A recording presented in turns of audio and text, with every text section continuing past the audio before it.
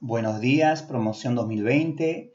Estamos en biología para desarrollar el tema número 4 llamado citología. Y vamos a iniciar recordando que los tipos de células que hemos aprendido hasta el momento son como esta bacteria que ves aquí, una célula antigua procariota, y las células más recientes serían estas que presentan núcleo, las células eucariotas de tipo vegetal y animal. Por supuesto, el ser humano también presenta el prototipo animal y lo vamos a desarrollar en el mapa conceptual.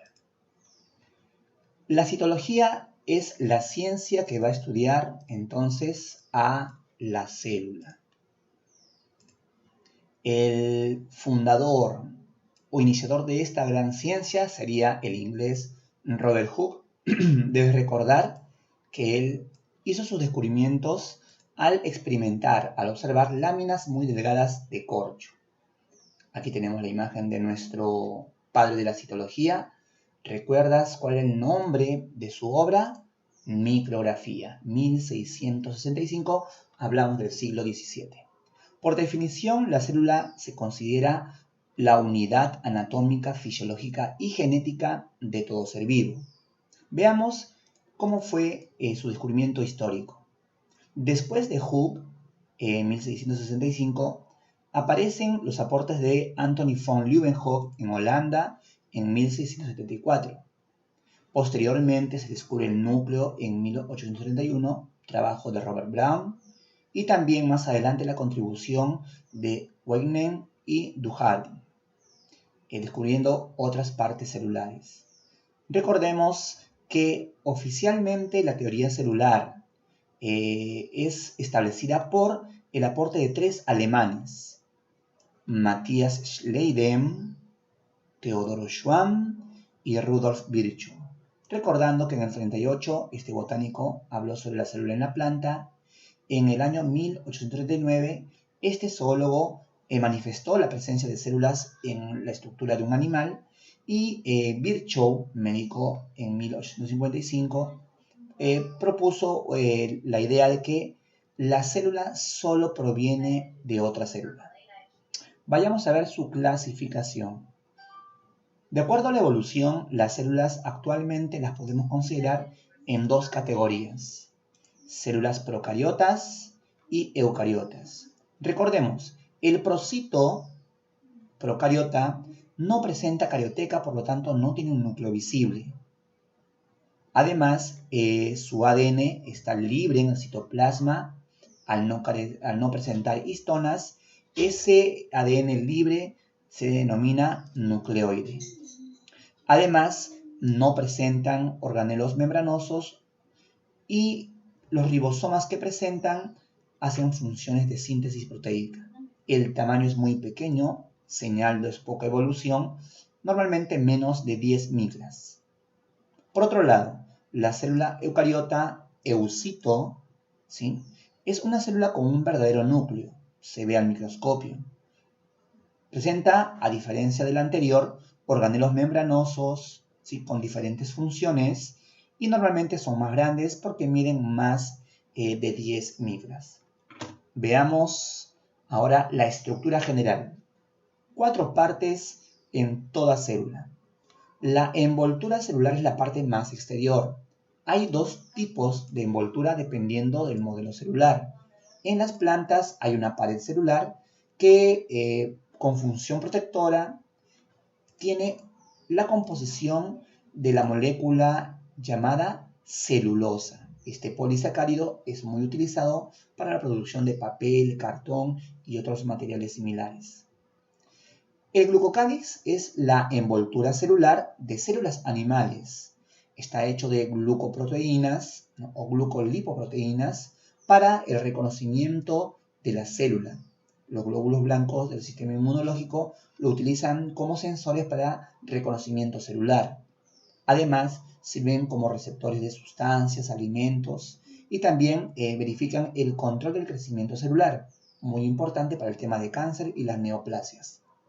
Segunda parte, debajo de la envoltura encontramos la membrana celular, que es un agregado lipoproteico muy flexible, ¿sí? Con la estructura denominada mosaico fluido, modelo que se estableció por Singer y Nicholson en 1972.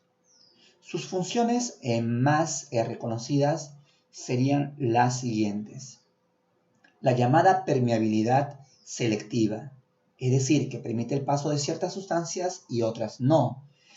Para atravesar la membrana hay un transporte pasivo o de repente activo, dependiendo si se gasta o no energía. Además, forma compartimentos dentro de la célula. Veamos el citoplasma, tercer componente. Es un espacio coloidal dentro de la célula comprendido entre la membrana y la carioteca, ¿sí? Que presenta hasta 5 componentes. La matriz citoplasmática, las endomembranas, ¿sí? Los organelos, los organoides y las inclusiones. Hay que destacar que dentro de estos hay más componentes. Por ejemplo, si hablamos de endomembranas, hablaremos de la carioteca o membrana del núcleo. El REL es el retículo endoplasmático liso que puede producir lípidos. El RER es el retículo endoplasmático rugoso que puede producir proteínas ya que presenta ribosomas. El Golgisoma, el aparato de Golgi o Golgisoma, tiene múltiples funciones, ¿sí? Puede formar moléculas para la reposición de la membrana celular, de los glucocálix, se encarga de la biosíntesis de vesículas como los lisosomas, los peroxisomas, algunas vacuolas, ¿sí? Incluso forma celulosa para la pared celular de las plantas, tiene múltiples funciones. Entre las organelas más preguntadas están las mitocondrias, por ejemplo, para la producción de energía de ATP de la célula. Los cloroplastos que participan en su fotosíntesis, organelos verdes que contienen clorofila, y los citosomas se refieren a diferentes vesículas de una membrana como el lisosoma, la vacuola, el peroxisoma, el glioxisoma, con sus diferentes funciones. Hay que destacar que el lisosoma es como un estómago celular, se encarga de la digestión celular, de la autólisis, de la autofagia también, ¿sí? Entre los organoides más conocidos están los ribosomas. No debes olvidar que producen proteínas en un proceso complicado.